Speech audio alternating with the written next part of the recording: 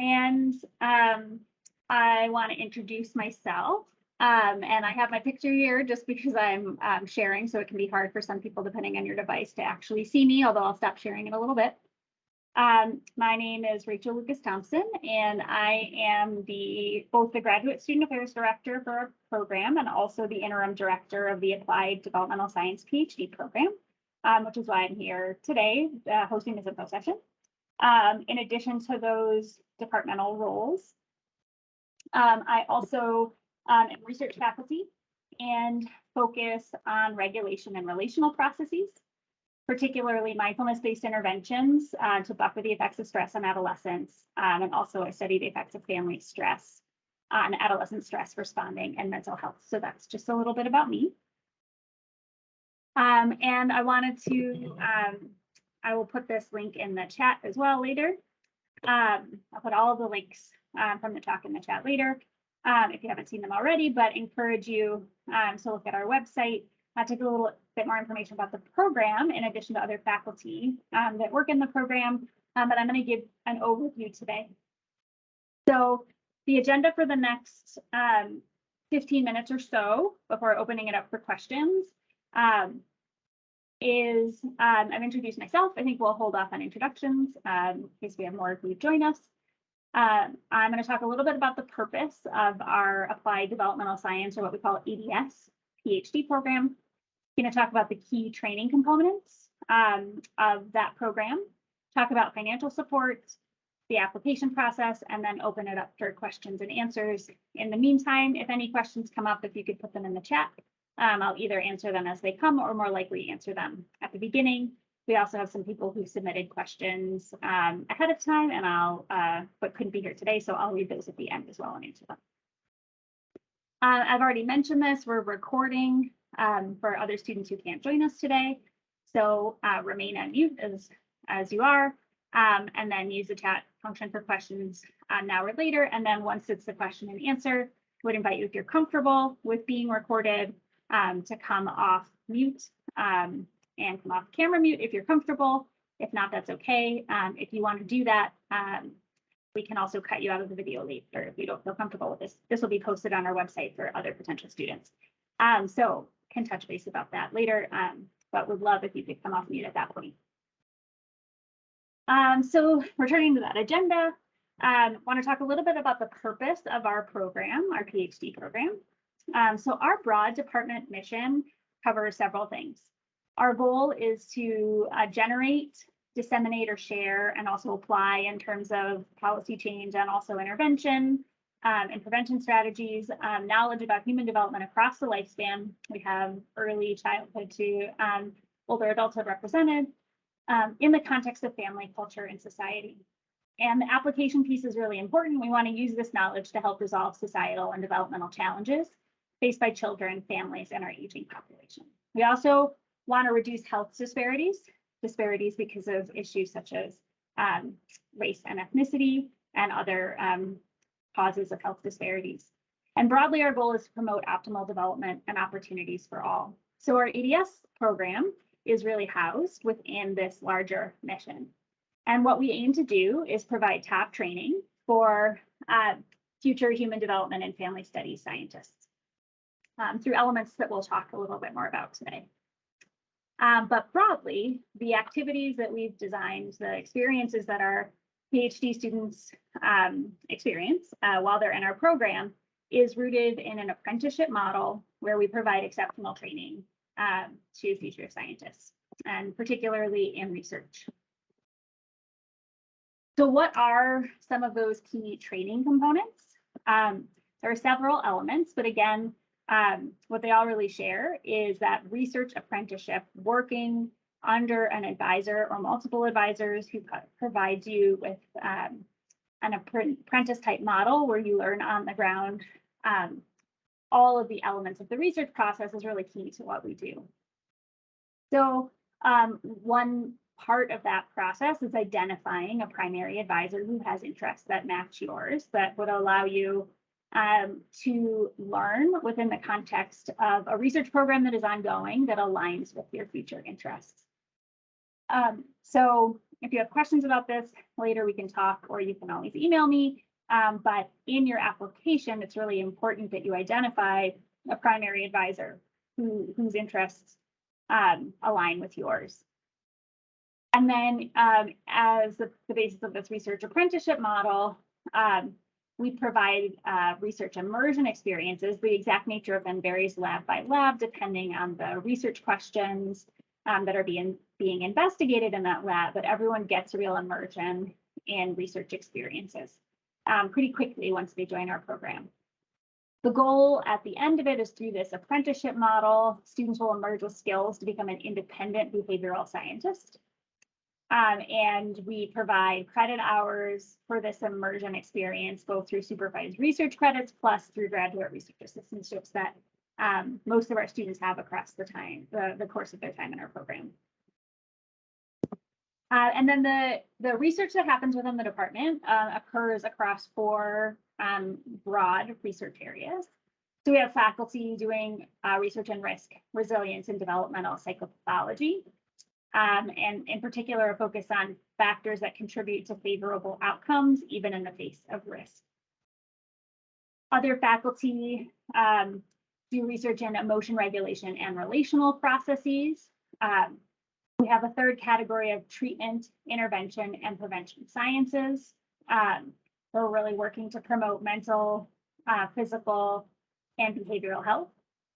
And a fourth category that focuses on adult development and aging. And this is really all phases of adult life, including intergenerational issues. And many of our faculty do research that cuts across multiple of these areas.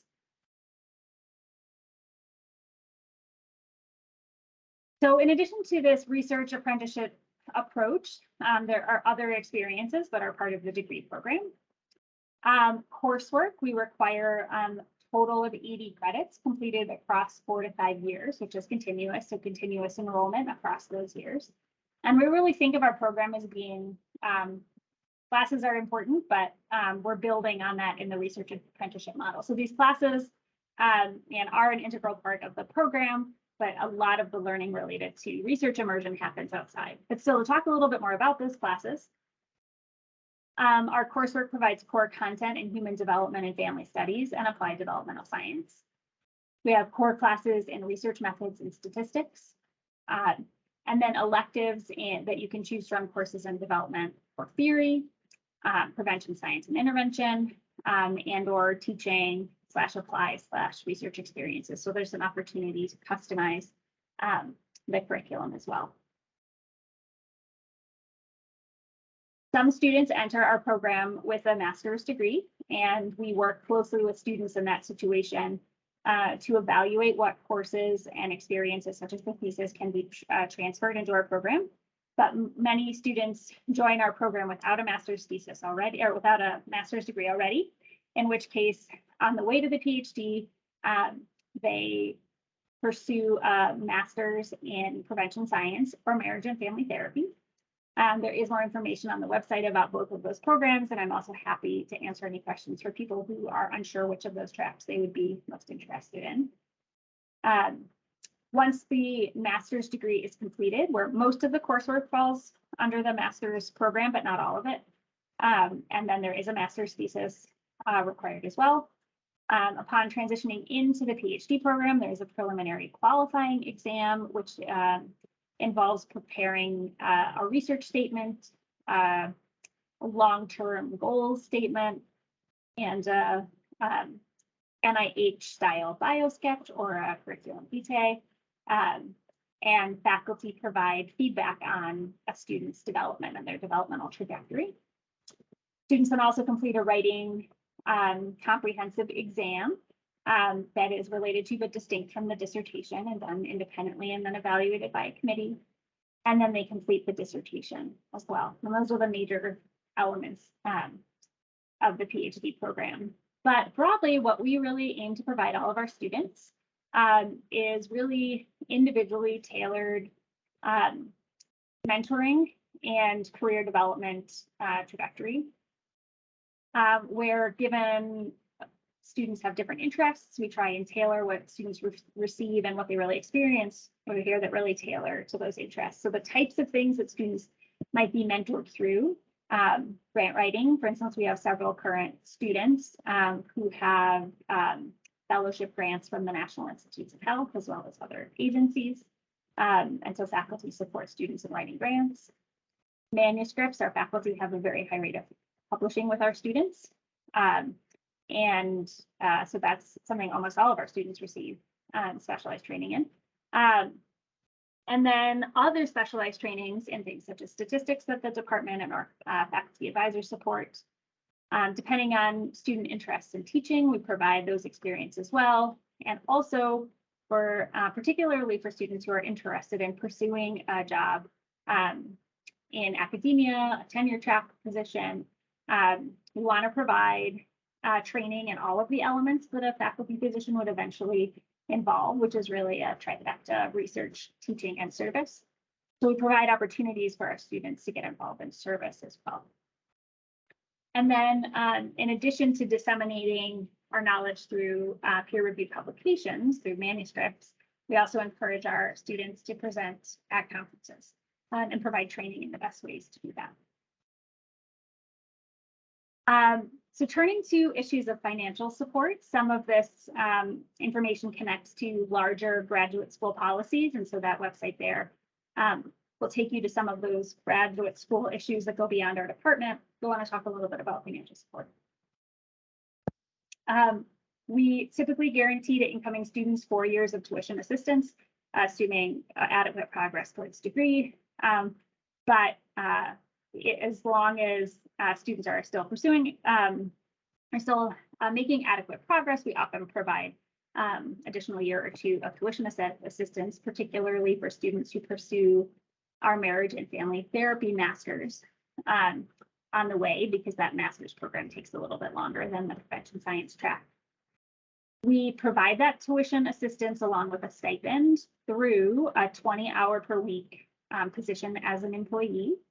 And this is either as a graduate teaching assistant or DTA, graduate research assistant or GRA, or some combinations. We have some students who will do 10 hours as a GTA and 10 hours as a GRA. These assignments are organized by the Director of Graduate Studies. For those of you who look on the website, this is Dr. Manfred Deal. And that's particularly for the GTA, the graduate teaching assistantship positions, and then graduate research assistantships are grant funded and determined by faculty advisors, but we try to fund as many of our ADS PhD students on in graduate research assistantships rather than GTAs. And again, we really pride ourselves on providing a lot of mentorship for students to write their own grants and fellowships and have a pretty good success rate for our students to pursue fellowships, which often fully fund their last year or two in the graduate program. There's also financial assistance and scholarships available, particularly at the CSU level. Many of our students are successful each year at getting scholarships to offset a lot of the costs associated with graduate school. Now, a little bit about the application process. So applications are due December 15th, and that application should be open already. The GRE requirement is waived to the cycle, so it's optional. If you haven't taken it, you do not need to include it. And as part of the application, you will need to submit online some demographic information if you're willing to share, and then also a personal statement that addresses some questions. And this is where it'd be really important to articulate an advisor who would be a great primary advisor for you. You'll also include we call a CV, curriculum vitae, or resume, 3 letters of recommendation, your official transcripts, and also an academic writing sample. And the most competitive applicants to our program demonstrate and really articulate the ways that a particular advisor or a set of advisors could, that they match really well, and make it clear the ways that a student's long-term goals would be served by participating in our PhD program and also well prepared you to be successful in our PhD program. And part of that is discussion of any research foundation or experiences that students have already engaged in. It does really help if you have research experiences that you can talk about in that personal statement. And also, strong candidates contribute to the diversity of our department in a variety of ways. And like many institutions, we are committed to broadening and supporting and deepening the diversity of the students, faculty, and staff who are connected at CSU and to better serve students from diverse backgrounds. You can see a little bit more about CSU's policy and the steps that they've taken as an institution. We're really committed to issues of diversity, equity, inclusion, and social justice, and can see that website there for more information about what's happening outside of the department, but on campus more broadly. Then a little bit more in terms of the application process. In late January or February, there will be virtual interviews that will happen for applicants to all of our graduate programs. Then there will be a visitation day for accepted students. The last 2 years, this has been exclusively virtual. It may again be exclusively virtual. We may have some hybrid or in-person options as well. And information about that will come later when we communicate with accepted students.